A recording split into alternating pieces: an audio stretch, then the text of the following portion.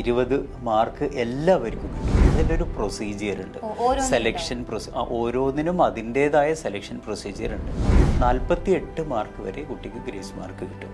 ഇത് ഇമ്മീഡിയറ്റ് ആയിട്ട് കിട്ടുന്ന എക്സാമിന് കിട്ടുന്ന ഒരു ബെനിഫിറ്റാണ്. ഹായ് ഡിയേഴ്സ്, അപ്പോൾ നിങ്ങൾ 8ാം ക്ലാസ്സിലേക്ക് കടന്നിരിക്കുകയാണ്. നിങ്ങൾ അറിഞ്ഞിരിക്കേണ്ട ഒരുപാട് കാര്യങ്ങളുണ്ട്. നിങ്ങളുടെ സ്കൂളിൽ സ്കൗട്ട്, NCC, അതുപോലെ തന്നെ SPC തുടങ്ങിയ ഒരുപാട് സംഘടനകളുണ്ട്. അപ്പൊ ഇതൊക്കെ എന്താണെന്ന് നിങ്ങൾ അറിഞ്ഞിരിക്കണം. അതുപോലെ അതിലൊക്കെ ചേരേണ്ട ഒരു പ്രാധാന്യം എന്താണെന്ന് അവർ അറിഞ്ഞിരിക്കേണ്ടതാണ്. അപ്പൊ അതിനെക്കുറിച്ച് പറയാനാണ് ഞാനും ഗൂഗിൾ സാർ ഇവിടെ എത്തിയിരിക്കുന്നത്. അപ്പൊ നമുക്ക് ചോദിക്കാം അല്ലേ. അപ്പൊ സാർ, ഇപ്പൊ ഒരുപാട് സംഘടനകൾ ഉണ്ടെന്ന് പറഞ്ഞപ്പോൾ NCC, JRC, സ്കൗട്ട് അങ്ങനെ തുടങ്ങിയ ഒരുപാടെണ്ണം ഉണ്ടല്ലോ. അപ്പൊ ഇതിലൊക്കെ കുട്ടികൾ ചേരേണ്ട ഒരു പ്രാധാന്യം എന്താണ്? NCC, scout, guides, little Kites, ഇങ്ങനെ കുറേ ക്ലബ്ബുകളും സംഘടനകളും എന്ന് പറഞ്ഞാൽ സന്നദ്ധ സംഘടനകളും സ്കൂളുകളിൽ പ്രവർത്തിക്കുന്നുണ്ട്. അതിലേതെങ്കിലും ഒന്നിലെങ്കിലും ഭാഗമാകുക എന്നുള്ളത് കുട്ടി നിർബന്ധമായിട്ടും ചെയ്യേണ്ട ഒരു കാര്യമാണ്. ഒന്ന്, അത്തരം സംഘടനകളിൽ പ്രവർത്തിക്കുമ്പോഴാണ് കുട്ടിക്കൊരു ഗ്രൂപ്പിൽ വർക്ക് ചെയ്യുന്നതിൻ്റെ ഒരു എന്താ പറയുക ഒരു പ്രാധാന്യവും അതിൻ്റെ ഒരു ഗുണമൊക്കെ കുട്ടിക്ക് കിട്ടുന്നത്. അതിൻ്റെ അപ്പുറത്തേക്ക് SSLCക്ക് ഒരു ഗ്രേസ് മാർക്ക് കിട്ടാനുള്ള സാധ്യതകൾ ഇതിൽ പലതിനും ഉണ്ട് എന്നുള്ളതാണ്. ഓക്കെ, അപ്പൊ അത് അവർ മനസ്സിലാക്കിയിട്ട് അവരുടെ ഇൻട്രസ്റ്റ് അനുസരിച്ചിട്ട് അവർ ചേരണം. അതെ, അതിന് പക്ഷേ അപ്പോൾ എനിക്കൊരു ഇൻട്രസ്റ്റ് ഉണ്ട് എന്നുള്ളത് കൊണ്ട് ഒരു സംഘടനയിൽ അല്ലെങ്കിൽ ഒരു ക്ലബിൽ ചേരാൻ പറ്റിക്കൊള്ളണം നിർബന്ധമില്ല. അതിൻ്റെ ഒരു പ്രൊസീജിയർ ഉണ്ട്, സെലക്ഷൻ ഓരോന്നിനും അതിൻ്റേതായ സെലക്ഷൻ പ്രൊസീജിയർ ഉണ്ട്. ഇപ്പോൾ ഒരു ഉദാഹരണമായിട്ട് പറഞ്ഞാൽ നമ്മൾ ലിറ്റിൽ കൈറ്റ്സ് എടുക്കുന്നു എന്ന് വിചാരിക്കാം. ആ ലിറ്റിൽ കൈറ്റ്സിൽ ഒരു ഓൺലൈൻ എക്സാമാണ് നടക്കുന്നത്. ആ ലിറ്റിൽ കൈറ്റ്സ് തന്നെ നേരിട്ട് നടത്തുന്ന ഓൺലൈൻ എക്സാമിൽ പങ്കെടുക്കുക. അതിൽ സെലക്ട് ചെയ്യപ്പെടുന്ന കുട്ടികൾക്കാണ് അതിൽ ഭാഗമാകാൻ കഴിയുക. അതൊരു സ്കൂളിൽ എത്ര കുട്ടികളെ സെലക്ട് ചെയ്യുമെന്നാണ് ചോദ്യമെങ്കിൽ അവിടെയുള്ള ലിറ്റിൽ കൈറ്റ്സിൽ രജിസ്റ്റർ ചെയ്ത കമ്പ്യൂട്ടർ എത്രയാണോ അതിൻ്റെ ഇരട്ടി കുട്ടികൾക്കാണ് സെലക്ഷൻ കിട്ടുക. എന്ന് പറഞ്ഞാൽ ഒരു കമ്പ്യൂട്ടറിൽ 2 കുട്ടികൾക്ക് വർക്ക് ചെയ്യാം എന്നാണ് ആ സംവിധാനത്തിന്റെ ഒരു രീതി. അപ്പൊ എല്ലാവരും പോയി ചേർന്നത് കൊണ്ട് എനിക്കിത് ഇഷ്ടമാണ് എന്ന് പറഞ്ഞിട്ട് ഞാൻ ചേർന്നതുകൊണ്ട് എനിക്ക് കിട്ടിക്കൊള്ളണം നിർബന്ധമില്ല. ആ എക്സാം എഴുതുകയും അതിൽ സെലക്ട് ചെയ്യപ്പെടുകയും ചെയ്താൽ തീർച്ചയായിട്ടും വർക്ക് ചെയ്യാൻ പറ്റും. അപ്പോൾ ഇതിൽ സാറ് പറഞ്ഞല്ലോ ഓൺലൈൻ എക്സാം ആണെന്നുള്ള കാര്യം. അപ്പൊ അത് സ്കൂള് വഴിയാണോ അല്ലെങ്കിൽ സ്കൂളിലെ ടീച്ചേഴ്സ് ആണോ നടത്തുക? അല്ല, ഓൺലൈനാണ്.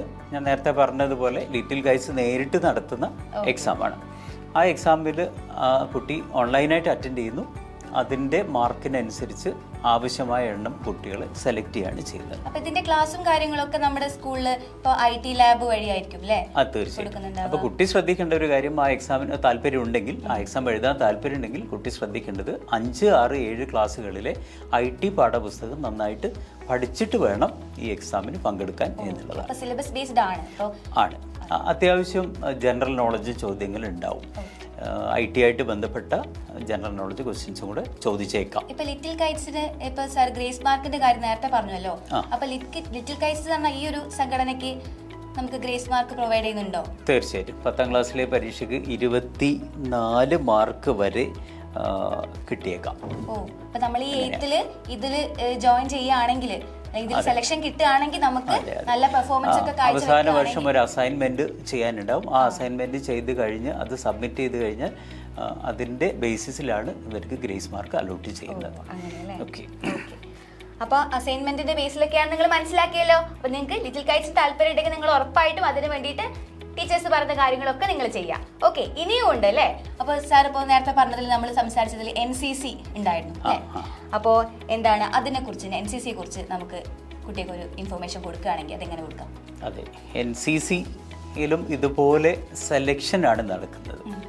കുട്ടികളുടെ ഒരുപാട് കുട്ടികളുണ്ടെങ്കിൽ റിട്ടൺ ടെസ്റ്റും കൂടെ നടക്കാറുണ്ട് പല സ്കൂളുകളിലും.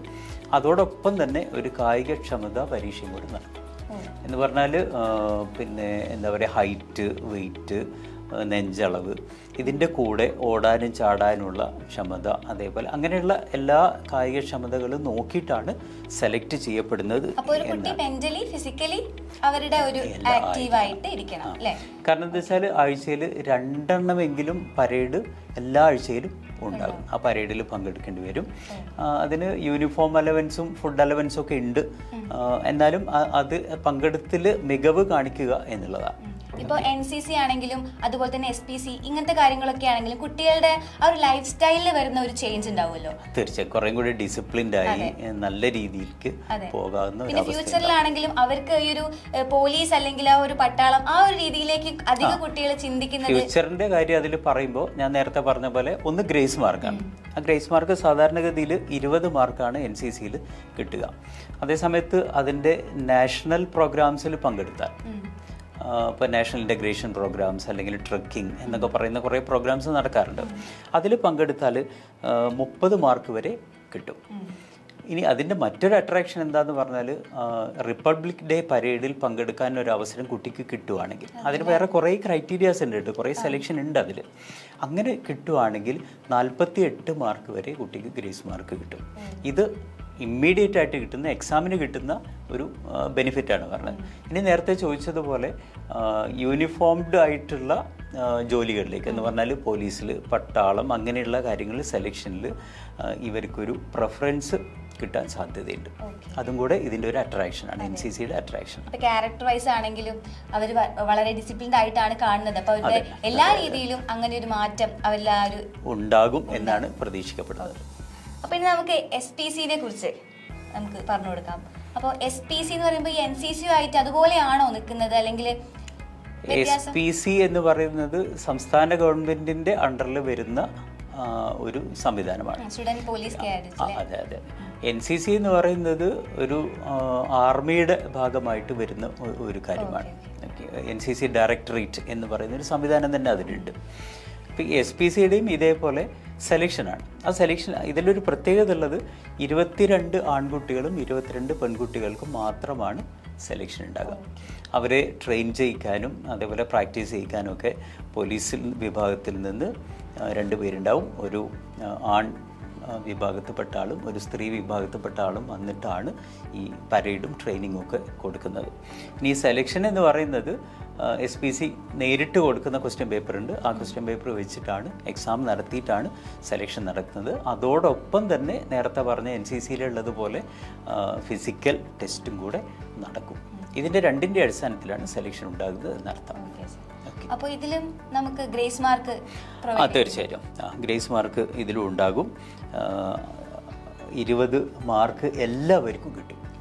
NCC അല്ല SPC പൂർണ്ണമായും അതിൽ 3 വർഷവും പങ്കെടുത്ത് കഴിഞ്ഞവർക്ക് 20 മാർക്ക് പൂർണ്ണമായിട്ടും കിട്ടും. ഇപ്പൊ ഇവർക്കും ഇതേപോലെ തന്നെ ഇപ്പൊ സാറ് നേരത്തെ പറഞ്ഞല്ലോ, ലിറ്റിൽ കൈറ്റ്സിന്റെ കേസിൽ പറഞ്ഞല്ലോ, ഒരു അസൈൻമെന്റ് ഉണ്ട്, അത് കംപ്ലീറ്റ് ചെയ്യുന്ന പോലെ ഇവർക്കും അങ്ങനെയാണോ? അതേപോലെ ഇവരുടെ പരേഡുകൾ കൃത്യമായിട്ട് ചെയ്യേണ്ടതുണ്ട്, അവർക്കുള്ള അസൈൻമെന്റുകൾ കംപ്ലീറ്റ് ചെയ്യേണ്ടതുണ്ട്. അപ്പൊ സാർ 8th പഠിക്കുന്ന ഒരു കുട്ടി ഇതിന് ആ സമയത്ത് എന്തൊക്കെയോ കാരണങ്ങൾ കൊണ്ട് ചിലപ്പോൾ അപ്പൊ ഇൻട്രസ്റ്റ് ഇല്ലാതെ അല്ലെങ്കിൽ ഗ്രേസ് മാർക്കിനെ കുറിച്ച് അറിയാതെ അങ്ങനെ ആ ഒരു സമയത്ത് ചേർന്നില്ല, 9th അല്ലെങ്കിൽ 10th എത്തുന്ന സമയത്ത് ആ കുട്ടിക്ക് ചേരാൻ പറ്റും? ഇല്ല എന്നാണ് അതിന് പറയാനുള്ള മറുപടി.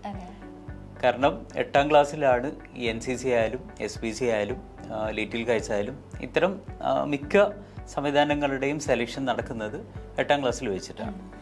അപ്പോൾ അതിനുവേണ്ടി ഇപ്പോൾ തന്നെ പ്രിപ്പയർ ചെയ്യുക എന്നാണ് നമുക്ക് പറയാനുള്ളത്. കാരണം പിന്നീട് ഒരു അവസരം ഇതിന് ഉണ്ടാകില്ല.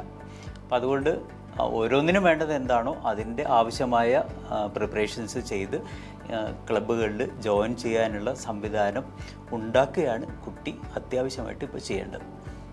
അപ്പോൾ സാറ് പറഞ്ഞത് കേട്ടല്ലോ, നിങ്ങൾ ഇപ്പോഴേ പ്രിപ്പറേഷൻ തുടങ്ങിക്കോ, ഈ ഒരു വർഷം മാത്രമേ നിങ്ങൾക്ക് എന്താണ് ഈ ഒരു സംഘടനകളിലൊക്കെ സെലക്ഷൻ കിട്ടുള്ളൂ. അപ്പോൾ നിങ്ങൾക്ക് തോന്നുകയാണ് 9th പഠിക്കുന്ന സമയത്ത് അല്ലെങ്കിൽ 10th പഠിക്കുന്ന സമയത്ത് ഇതെനിക്ക് ഗ്രേസ് മാർക്കായിട്ട് കിട്ടും, അങ്ങനെ പെട്ടെന്ന് തോന്നിയത് കൊണ്ട് ഇതിൽ ചേരാൻ പറ്റിയില്ല എന്ന് ഇപ്പോൾ സാറ് പറഞ്ഞു. അപ്പൊ സബ്ജക്ട് വൈസും ഒരുപാട് ക്ലബ്ബുകൾ ഉണ്ട്, അതായത് നമ്മുടെ മലയാളം അങ്ങനെ വിദ്യാരംഭം ക്ലബ്ബ് മലയാളത്തിന് വേണ്ടിയിട്ട് അങ്ങനെ ഒരുപാട് തരത്തിലുള്ള, അതിന്റെ കൂടെ തന്നെ JRC സ്കൗട്ട് തുടങ്ങിയ ഇതേപോലെ തന്നെ സന്നദ്ധ സംഘടനകൾ വേറെയുണ്ട്. അപ്പൊ ഇതിനെ കുറിച്ചൊക്കെ നിങ്ങൾക്ക് അറിയണമെങ്കിൽ നിങ്ങൾ ഉറപ്പായിട്ടും കമന്റ് ചെയ്യുക. അതുപോലെ തന്നെ എന്താണ് നമ്മളിപ്പോ പറഞ്ഞ കാര്യങ്ങളെ കുറിച്ചും നിങ്ങൾക്ക് വല്ല സംശയങ്ങളൊക്കെ ഉണ്ടെങ്കിൽ, നമ്മൾ പറയാത്ത പല കാര്യങ്ങളും അവർക്ക് സംശയത്തിലുണ്ടെങ്കിൽ ഉറപ്പായിട്ടും നിങ്ങൾക്ക് ചോദിക്കാം. അപ്പൊ ഇത്തരം കാര്യങ്ങളൊക്കെ കുറിച്ച് വീഡിയോ ചെയ്ത് ഞങ്ങൾ വീണ്ടും വരുന്നതാണ്. നിങ്ങൾ എന്ത് ചെയ്യുക, ഷെയർ ചെയ്യുക, സബ്സ്ക്രൈബ് ചെയ്യുക, ലൈക്ക് ചെയ്യുക. Okay, by.